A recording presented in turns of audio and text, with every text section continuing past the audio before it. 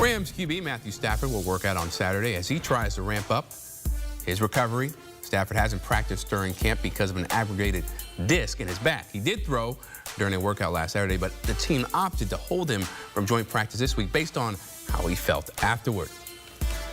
CBS Sports NFL writer Tyler Sullivan and Sportsline's Emory Hunt here to break down some news of the day. Let's start with Stafford and the Rams' cautious approach with their 37-year-old QB.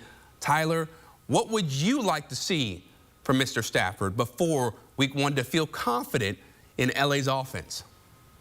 On the field and throwing passes with regularity? I mean, I think it's pretty simple with the Los Angeles Rams and Stafford. Can we see the guy out there for a consistent period of time to at least fend off the fears that this is something that's going to kind of bleed into the regular season? Last week, he threw 68 some odd passes in a workout. They said he had no limitation, so that's encouraging, right? But then the next day, he's not 100%. He's dealing with injuries. We haven't seen him on the practice field. So to me, if we're trying to look at something specific, it's to see Stafford multiple days. After getting out there for the first time, you'll be like, okay, that's great, but he's there day 2. Is he there day 3? Beyond that, that to me is where I want to see kind of the momentum building where Stafford's on the field. We're not talking about Jimmy Garoppolo or anything like that. It's more just consistency on the field, on the practice field. Definitely, and I want to see more motion from him, too, just so I can feel comfortable that he's going to be okay. Like, get him out on boots, a lot of waggles, a lot of sprint outs, let him just rip it on the run. That'll let me know, okay, this back is really not an issue because, first of all, no one has a slight back issue. That's going to be something to watch all throughout the season. He's 37, like you mentioned, Chris, but this is someone that predicates himself on having that strong arm, be able to throw from different arm angles. All of that affects how he contorts and twists and, you know, tweaks his back a little bit when he throws. So if he's not 100% from the back perspective, then it's going to be an issue moving forward. And then when you look down a depth chart at Jimmy Garoppolo, who's also had his share of injuries in his career and kind of issues, it makes you wonder, what can we truly expect from this Rams QB position throughout the course of this season? What about Stetson Bennett, huh? I'm all about American he could be Stetson Bennett. I'm all about Stetson Bennett. I just need to see Stetson Bennett, you know, do better than he did, you know, last preseason. He's already off to a solid start. Stacking those performances would be great because, again, I was all about Stetson Bennett coming out of Georgia. I'm glad he's got his things together off the field because now is his opportunity. He could seize this thing if he wants to. Hey, he definitely could, and you were one of few because I definitely was not one of them who had high hopes for Stetson Bennett, just being honest there. Now, Packers QB Jordan Love not taking any chances with his health this summer. Love underwent surgery this week to repair a ligament in his left thumb. He is expected to be ready for week 1. Here he is explaining the decision. Definitely. You know, I think with the time frame that we have right now, you know, finishing up training camp and preseason and heading the season with the, you know, the choice to be, you know, going into the season 100% healthy was definitely, you know, the call I wanted to make. And like you said, dealing with injuries last year, you know, I wanted to go into this thing feeling good. So Love played through knee, groin, and elbow injuries throughout last season. Tyler, how high are you on this Packers offense with Love at 100%?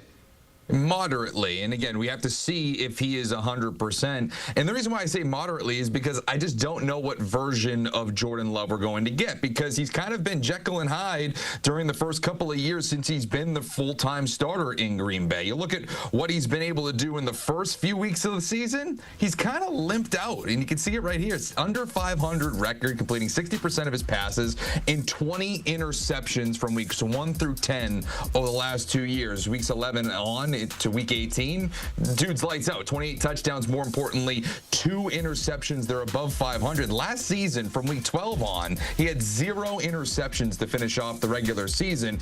And the reason why I'm a little bit cautious is because if we see that again, the way that the Packers' schedule ramps up, it doesn't allow them room for error. If he struggles earlier in the season, and again, you're playing the Detroit Lions in week 1, the Washington Commanders in week 2. Very difficult start out of the gate for them, but it's the back half of the schedule that concerns me. If they stumble out of the gate and they have a poor record and they need that Jordan Love late season surge, look at that back half of the year against the Minnesota Vikings week 12, Thanksgiving at the Detroit Lions. I think the Bears will be better this season. You face a divisional opponent twice, the Broncos, the Ravens, the Vikings again. Those are top tier defenses. So even if Jordan Love is playing at that level that we've typically seen him at the end of the year, it may come in vain if he struggles out of the gate. All throughout my childhood, I've heard milk does a body good. Got to drink your milk. All this milk. Here they are in the land of cheese and milk, and they can't stay healthy. The whole team always banged up. That's why he's off to a slow start. Every time you look up, somebody important for Green Bay is nicked up, is going to miss a couple of weeks, or got to monitor this situation. Same thing with Jordan Love. And so that, to me, is why they tend to start off slow. Some key part of his receiving core is always dealing with something, hamstring or, muscle pull or whatever. And we saw Jordan Love get hurt in that opener last year against Philadelphia, and now he's dealing with something again. This is why, even if he's 100%, you still have to be a little bit cautious about Green Bay because of what is going on in the rest of the division with Chicago, with Minnesota, Detroit.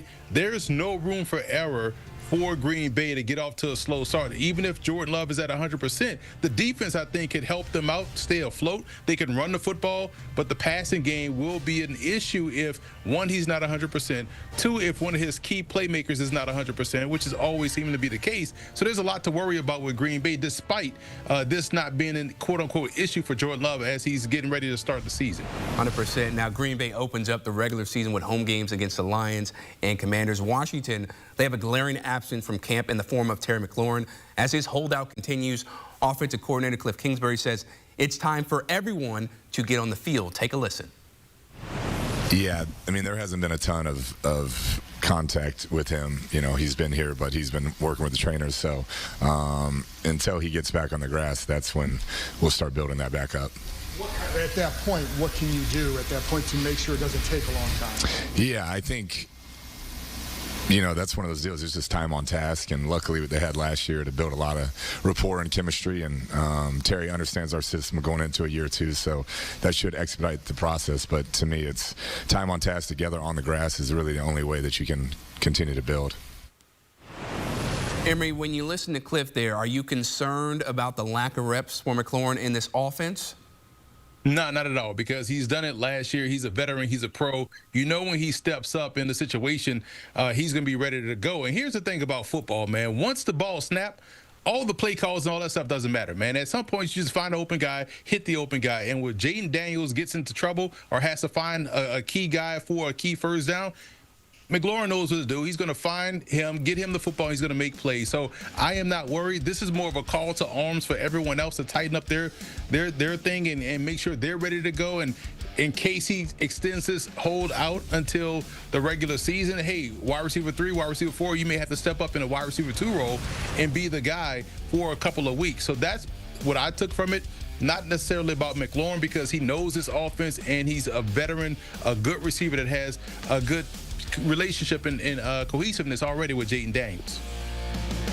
Yeah, I wouldn't worry too much in terms of how they may enter the season. You're playing the New York Giants right now. If you look at the odds, they're a 6.5-point favorite. So are you worried about them in week 1? Not necessarily, even though I do like the defensive front there for the New York Giants with Abdul Carter now into the fold. But to me, this speaks bigger volumes to where the Commanders want to go in 2025, right? They have been thrust into a Super Bowl window because of the arrival of Jaden Daniels. They were in the Final Four of the NFL last season with the NFC Championship. And now, yeah, I'm not worried about Terry McLaurin whenever he gets back into the huddle. My question is he going to get back in the huddle? Because the longer this thing goes, I do wonder, is there going to be some sort of a trade that gets him out of the Washington area? Because it does feel, and Kliff Kingsbury's even talking about it, there really hasn't been a lot of communication despite him being around the organization. So we'll have to see what happens there.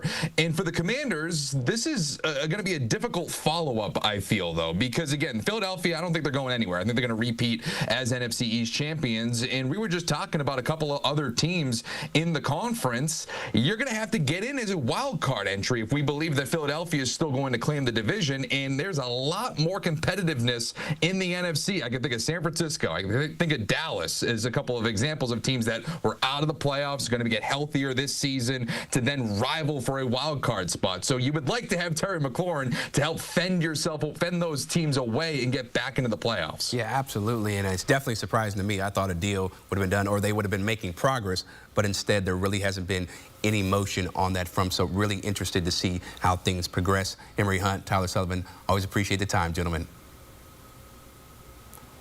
And so Terry McLaurin is hoping to see his name on this list before the season begins, per multiple reports. DK Metcalf's deal has served as the bar for McLaurin. Metcalf signed an extension with Pittsburgh in March for $33 million per year, $60 million guaranteed. McLaurin, Metcalf, by the way, were in the same draft class in 2019. Scary Terry is one of 6 players all time with 900+ receiving yards in each of their first 6 seasons.